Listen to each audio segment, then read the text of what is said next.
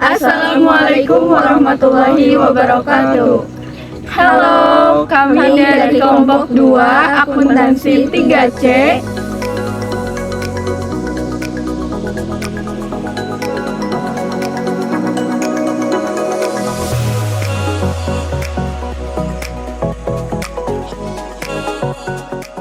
Pada kesempatan kali ini, kami mau ngejelasin nih mengenai materi Pancasila sebagai ideologi. Seperti apa sih? Yuk ikut aku! Sebelum masuk ke dalam materi, alangkah lebih baiknya kita memperkenalkan diri terlebih dahulu. Kenalin, nama aku Yaya Lailatul Qadariyah dengan NIM 202306101113. Next! Ini nama aku Septi Radianti dengan NIM 202306100042. Halo, nama aku Sinta Febrianti dengan NIM 2023061050.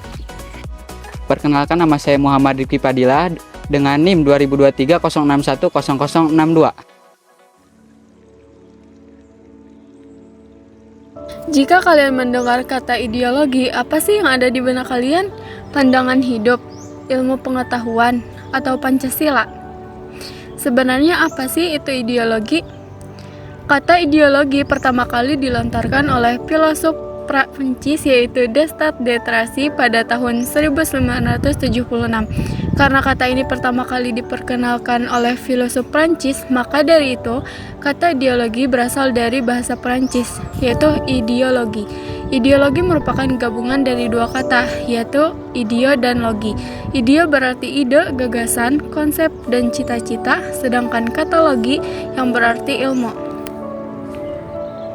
Jadi, ideologi adalah ilmu yang meliputi kajian tentang asal-usul atau hakikat ide atau gagasan. Ideologi merupakan tipe nilai yang mengandung cita-cita yang ingin dicapai dalam berbagai bidang kehidupan masyarakat, berbangsa, dan bernegara. Dapat disimpulkan, ideologi adalah suatu pemikiran yang menjadi dasar seseorang, sekelompok orang, bahkan bangsa dan negara untuk mencapai tujuannya. Lalu bagaimana sih karakteristik ideologi sebagai pandangan masyarakat? Yang pertama, ideologi seringkali muncul dan berkembang dalam situasi krisis. Yang kedua, ideologi memiliki jangkauan yang luas, beragam, dan terprogram.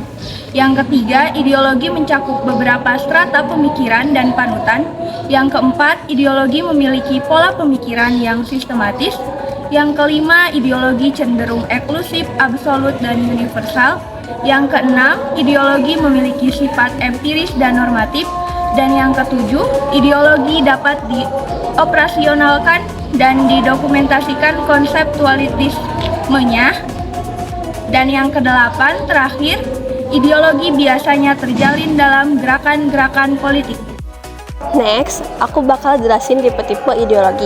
Ada dua tipe ideologi. Yang pertama, ideologi terbuka, dan yang kedua, ideologi tertutup. Ideologi tertutup atau pandangan dunia atau filsafat yang menentukan tujuan-tujuan dan norma-norma politik dan sosial yang ditakdirkan sebagai kebenaran yang tidak boleh dipersoalkan, melainkan wajib diterima sebagai sesuatu yang sudah jadi. Dan yang kedua yaitu ideologi terbuka.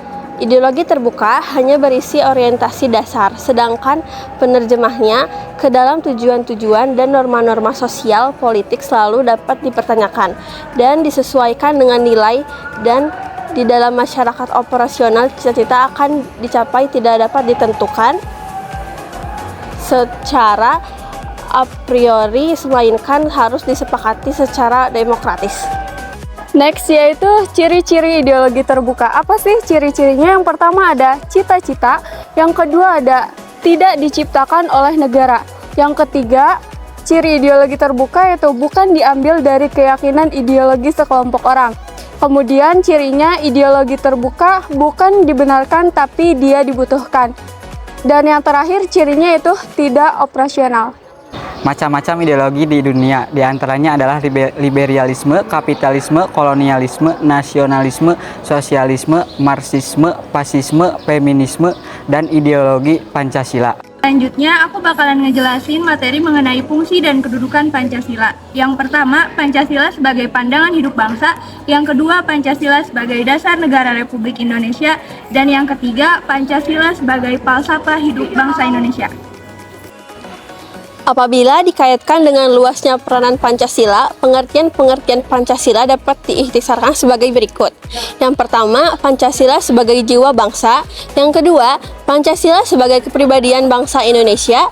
Yang ketiga, Pancasila sebagai sumber dari sumber atau tertib hukum bagi negara Indonesia. Yang keempat, Pancasila sebagai perjanjian luhur bangsa Indonesia pada waktu pendirikan Indonesia negara.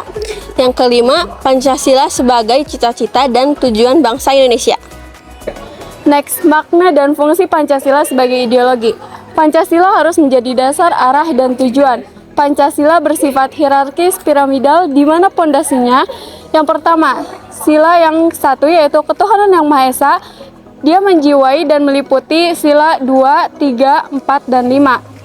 Kemudian sila kedua, kemanusiaan yang adil dan beradab, dijiwai dan diliputi sila 1, menjiwai dan meliputi sila 3, 4, dan 5. Kemudian sila ketiga yaitu persatuan Indonesia, dijiwai dan diliputi oleh sila 1 dan sila 2, menjiwai dan meliputi sila 4 dan sila 5.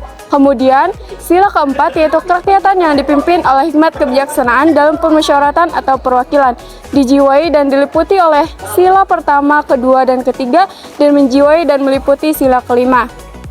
Terakhir, sila kelima yaitu keadilan sosial bagi seluruh rakyat Indonesia, dijiwai dan diliputi oleh sila pertama, kedua, ketiga, dan keempat.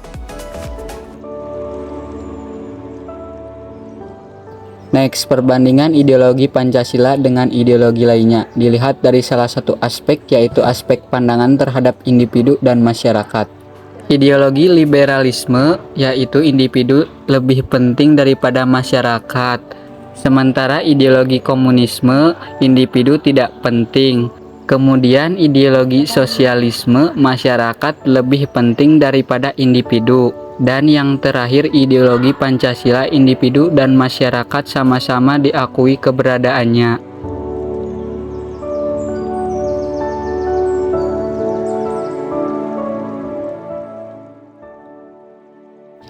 Sekian pembahasan dari kami.